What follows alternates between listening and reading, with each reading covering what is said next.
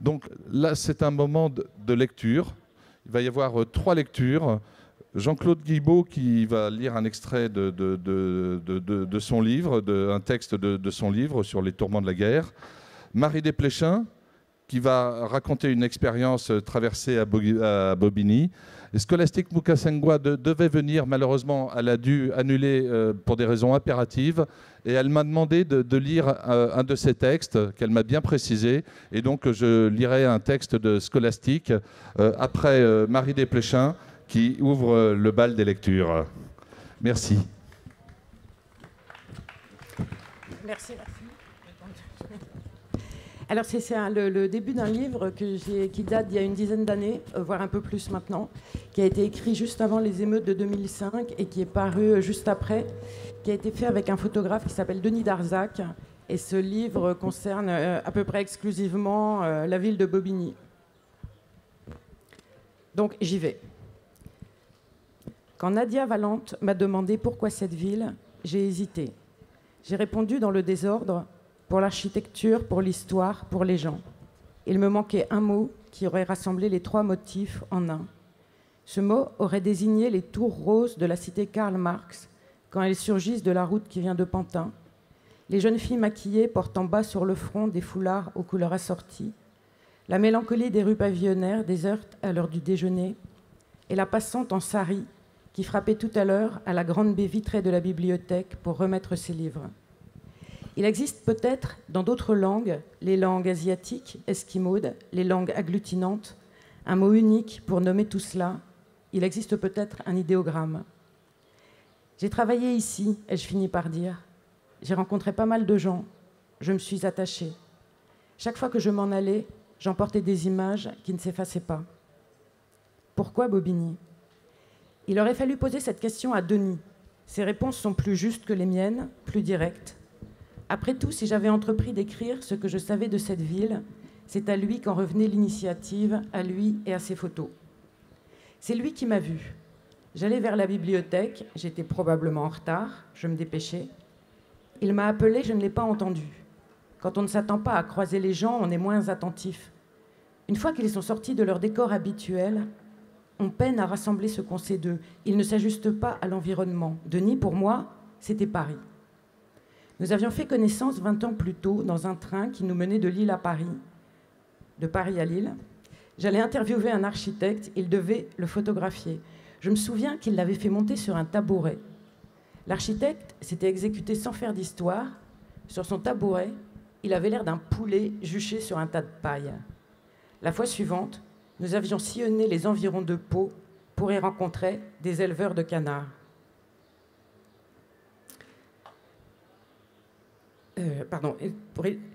La journée était ensoleillée. Sur un marché, à l'heure du déjeuner, Denis avait acheté un bon métrage de toile rayée et moi un béret.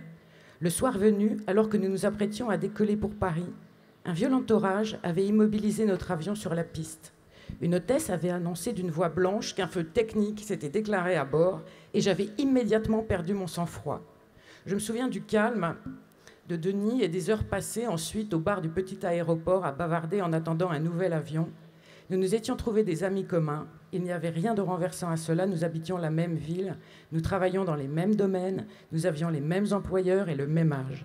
Dans les années qui ont suivi, une forme d'amitié a succédé aux relations de travail. Denis m'a appelé. Et je n'ai pas pensé que ce prénom s'adressât à moi plutôt qu'à une autre Marie, une Marie de Bobigny.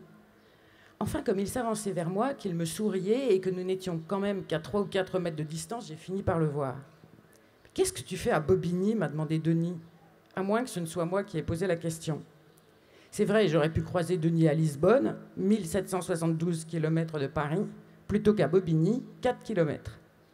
Lisbonne est une destination en vogue, un sujet pour les pages voyages des magazines. J'aime énormément Lisbonne, Denis aussi. D'ailleurs, nous y avions passé quelques jours, il y a presque 15 ans de cela, et j'ai oublié depuis quel était le sujet de notre travail. « Mais qu'est-ce que tu fais à Bobigny ?»« Je travaille. » C'était la réponse attendue. Bobigny, comme d'autres villes de Seine-Saint-Denis, pratique une politique culturelle très active, héritée de l'époque où il semblait démontrer que la culture partagée améliorerait le monde. Les artistes sont invités dans les bibliothèques, participent à des débats, honorent des commandes. Un photographe, une écrivaine qui n'habite pas la Seine-Saint-Denis, ont des raisons professionnelles de s'y rendre. L'endroit où nous étions en train de nous congratuler était précisément celui où nous devions nous rencontrer, dans un scénario soucieux de vraisemblance, la place d'Achia-la-Mette, sur laquelle donne à la fois la médiathèque et la maison de la culture. Il faut dire que Denis et moi sommes parisiens depuis toujours pour lui, depuis 30 ans pour moi. Denis habite le 19e arrondissement et moi le 10e. Nous vivons là où il se doit, dans les quartiers nord-est, où nous voisinons avec des journalistes, des artistes, des universitaires, des professionnels du spectacle et de la publicité. Bref, nous sommes tous les deux d'excellents représentants de notre couche sociale. Je ne m'étonne de n'avoir pas été interrogé par les sociologues qui étudient mon groupe. Je corresponds à tous leurs critères. Je suis issu de la petite bourgeoisie, je vis confortablement de mon travail, j'assume le caractère précaire de mon activité. Je suis membre d'une famille recomposée, ma sensibilité politique se situe plutôt à gauche. Et mieux, tout en prétendant apprécier la mixité sociale et le mélange des populations, je me suis débrouillé pour habiter Paris, qui n'est que le quartier le plus riche et le mieux défendu d'une mégapole de 11 millions d'habitants. Mon appartenance va jusqu'aux contradictions, ce qui est prévu dans mon profil. Lequel profil ne prévoit pas que j'habite Bobigny, qui n'est pas précisément la capitale des bourgeois bohèmes, puisque c'est ma caste, ni même que je m'y rende. Il fallait que ce soit le travail qui m'y amène. Mais qu'est-ce que tu fais là? Nous avons échangé précipitamment des informations. Je répondais à une commande de la médiathèque, Denis photographiait les passants, sans commande d'aucune sorte. Nous avions débuté nos projets, l'un comme l'autre, plusieurs mois plus tôt. Nous étions devenus des habitués de la ligne 5, terminus Pablo Picasso. La conversation n'a pas duré très longtemps. J'étais attendu et de toute façon, il n'y avait pas de café de proximité pour prolonger les bavardages. J'aime bien cette ville. C'est ce que j'ai dit pour conclure, à moins qu'il ne l'ait dit avant moi. C'était peut-être la seule information que nous ayons envie de nous donner. Ce que nous faisions là, c'est que nous aimions bien cette ville. Merci beaucoup, Marie. Merci, Marie Desplechin. C'est maintenant Jean-Claude Guilbault qui va lire un extrait des Tourments de la guerre. Oui, merci. Juste une phrase d'explication. Je suis une victime collatérale de mai 68. Parce qu'en mai 68, je préparais l'agrégation de droit. Et cette déflagration a fait qu'au lieu de devenir professeur de sciences criminelles, je suis devenu journaliste. Et le hasard a fait que dès la rentrée 68, alors que j'avais 24 ans, on m'a envoyé couvrir la guerre du Biafra. Et depuis mai 68 jusqu'à la fin des années 90, j'ai été précipité dans la guerre, sans l'avoir voulu et sans le souhaiter. Et je me suis occupé de toutes les guerres d'à peu près tous les continents pendant un peu plus de 30 ans.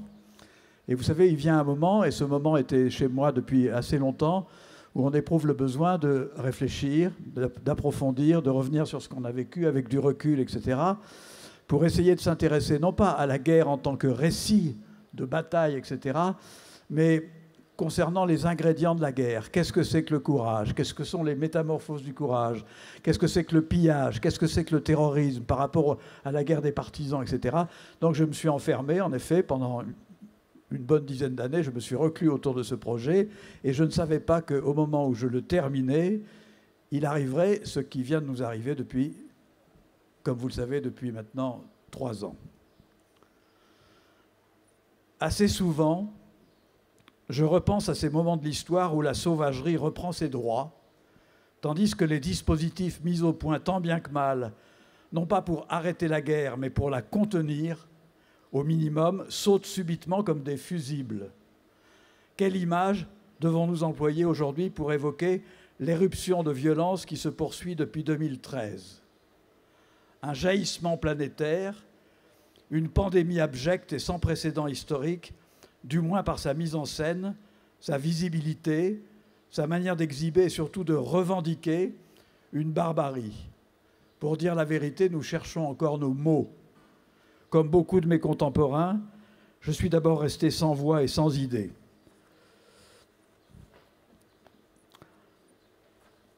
L'événement était trop énorme, multiple à la fois, répétitif et écœurant.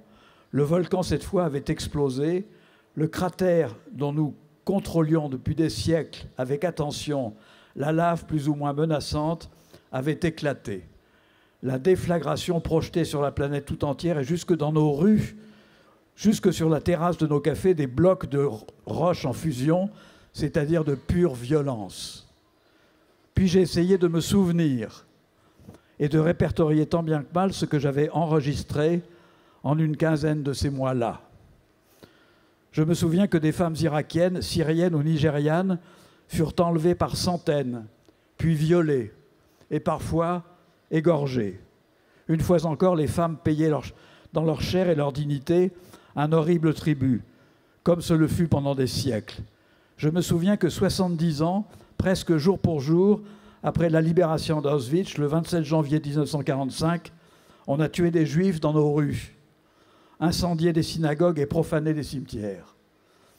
Je me souviens qu'en Syrie comme en Afrique, on a torturé des enfants avant d'équiper plusieurs fillettes de ceintures d'explosifs pour en faire des bombes humaines.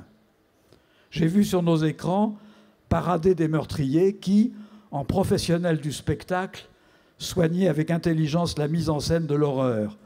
Bourreaux cagoulés de noir, couteaux brandis et futurs décapités en tenue orange.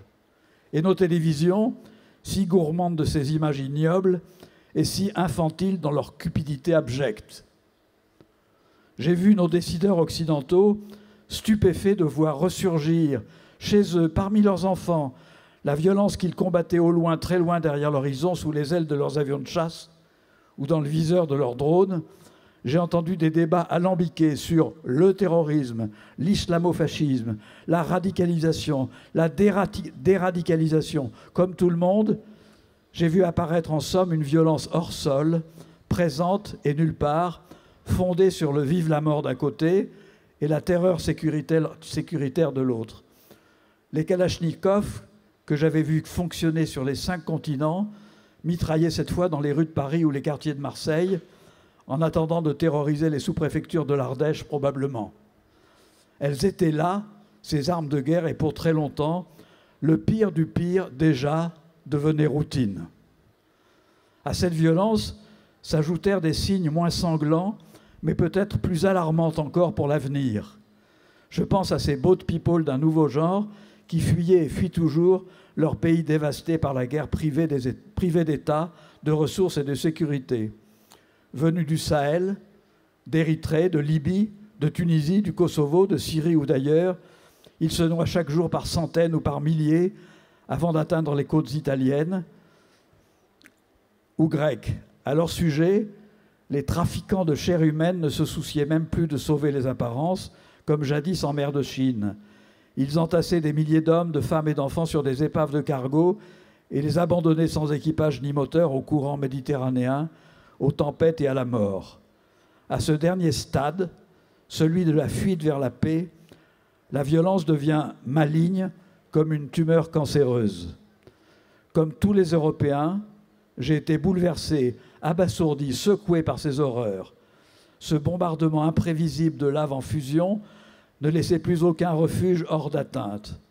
Non seulement la violence et la guerre cessaient d'être contenues, mais ayant pris la main, elle s'infiltrait partout et à tous réclamait sa rançon.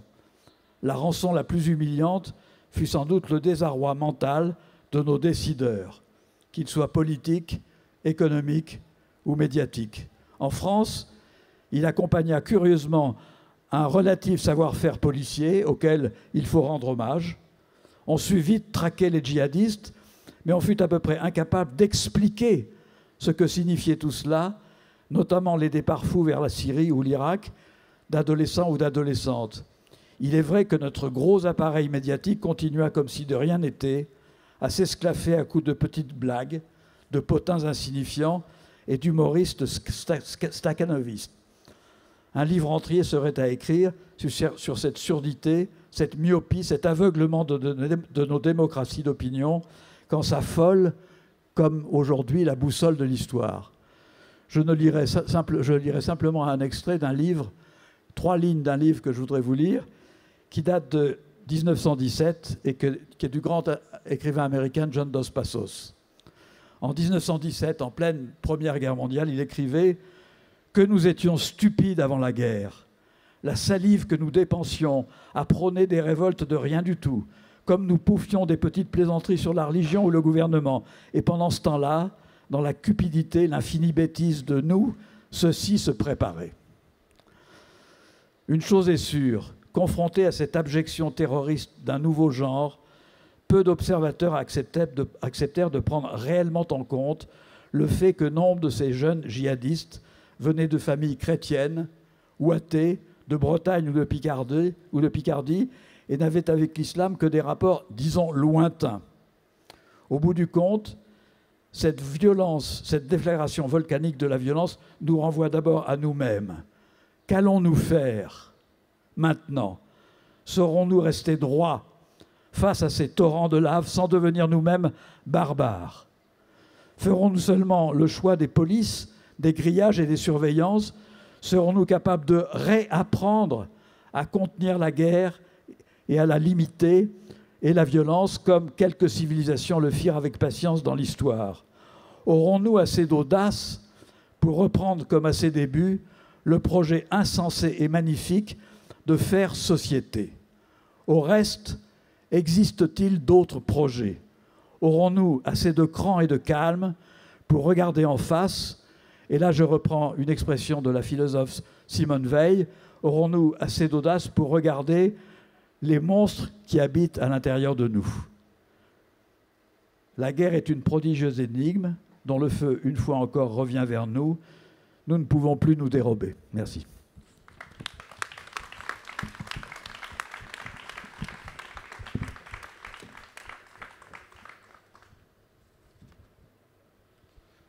Je vais donc lire un texte de Scholastique Mukasangwa qui s'excuse vraiment.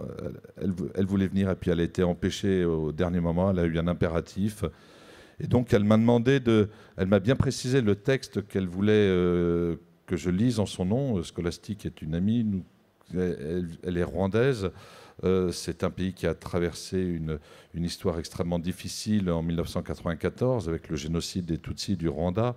Scholastique, dans l'extrait que je vais vous lire, raconte ce qu'était sa jeunesse dans ce pays avant le génocide de 1994.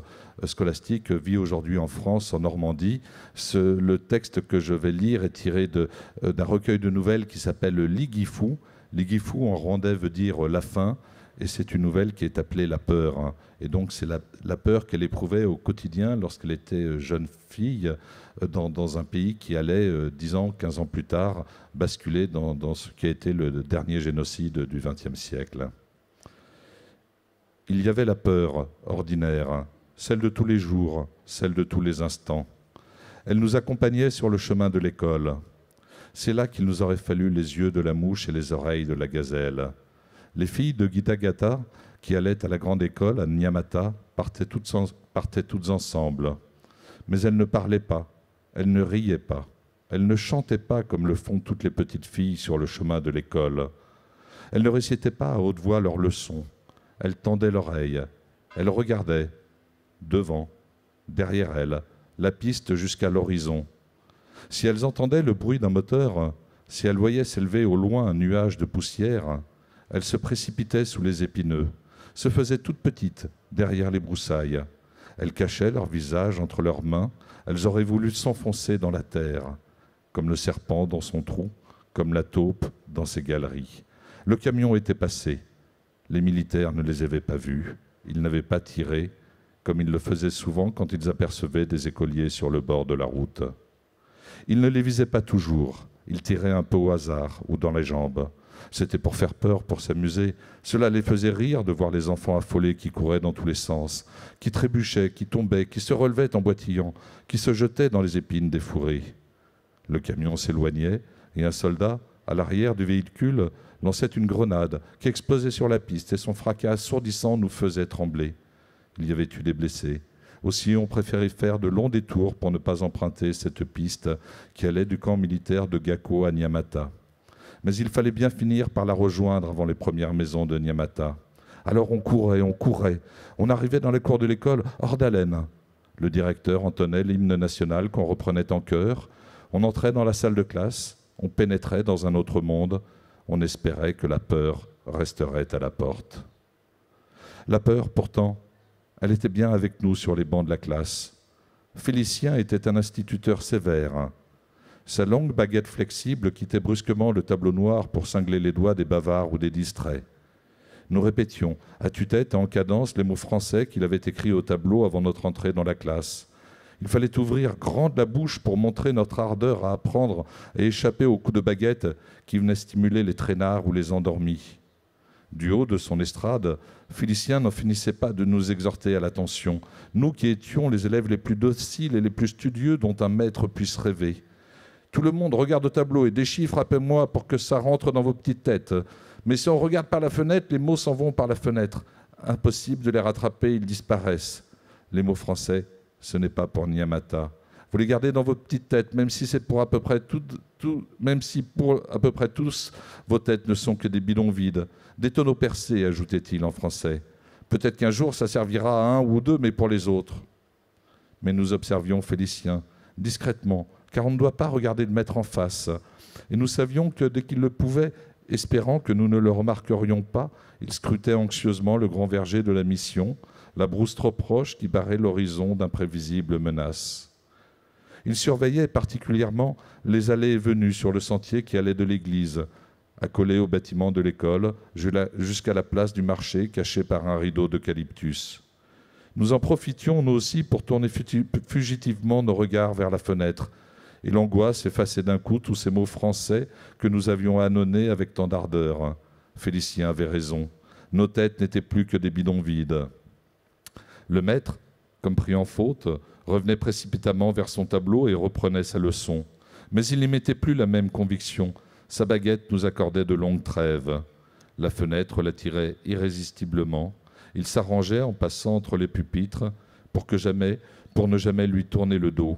Et quelquefois, comme s'il avait oublié ses élèves, il s'arrêtait, fixait longuement la cour déserte, les orangers et les papayers du jardin des missionnaires, un groupe d'hommes qui passaient sur le sentier revenant de leur bananerai, la machette à la main, les épais fourrés qui fermaient l'horizon.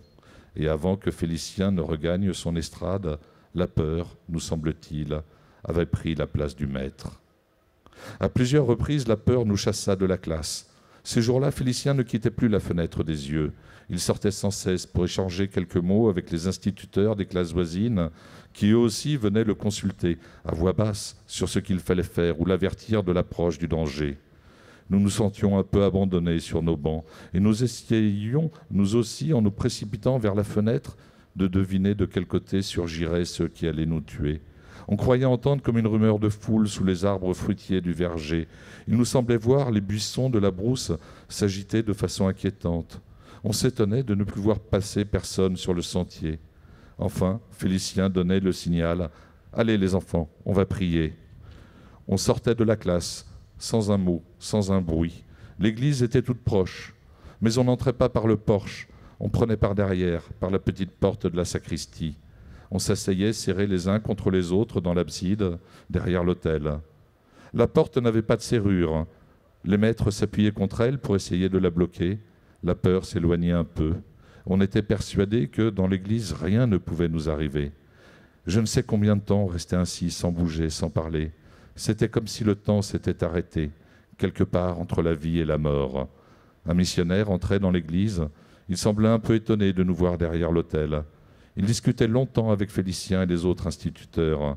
Il s'efforçait de les persuader que le danger était passé ou qu'il n'y avait jamais eu de danger. Félicien et ses collègues finissaient par se laisser convaincre. Le mi-padri, le prêtre, sortait le premier par la porte de la sacristie, et nous derrière lui, sous la protection de sa soutane blanche et du gros chapelet qui barrait sa poitrine. Une fois dans la cour et assuré que personne ne nous menaçait, Félicien nous disait « Mes enfants, rentrez dans vos villages, ne traînez pas en route, courez, courez, c'est ce que je me tue à vous apprendre tous les jours à la gymnastique. Courir, pas la peine de sauter bien haut ni d'être adroit au ballon. Ce qui compte pour vous, c'est de courir le plus vite possible. Même vous, les filles, celles surtout qui sont fières de leur gros derrière, vous devez être plus présents, plus lestes que la gazelle. Courez, courez, c'est ce qui peut vous sauver. » Et nous courions comme pour aller plus vite que la peur. Voilà, c'était un texte de Scholastic Mukasonga.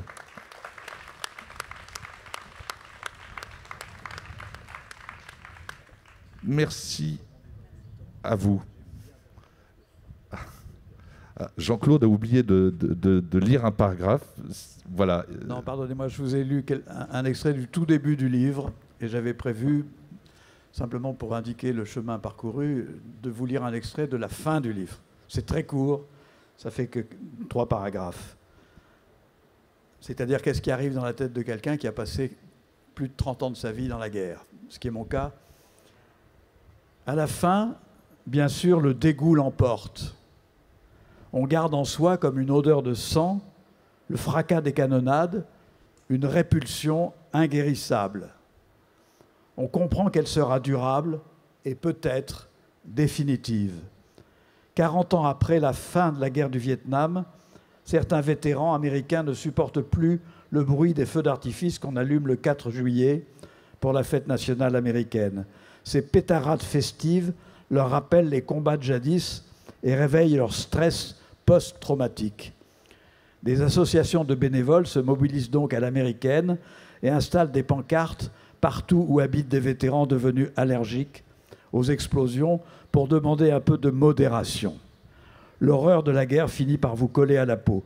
Toute proportion gardée, j'en suis arrivé à une semblable allergie. Cette réflexion sur la guerre d'étape en étape m'a conduit à une détestation de ce que Maurice Genevoix appelait ce trémoussement hideux de la guerre, répété siècle après siècle sur la terre entière. Un trémoussement que j'ai vécu d'assez près pour le haïr en connaissance de cause. En perdant sa gloire, son lustre, sa légitimité, la guerre a fini par déserter mon esprit comme elle avait déserté celui des Occidentaux. De nos sociétés développées, l'essayiste américain John Muller disait qu'elles étaient fatiguées de la guerre. Son compatriote, l'historien Edward Luttwak, saluait l'avènement d'une vision post-héroïque. Je n'étais pas le seul. Merci.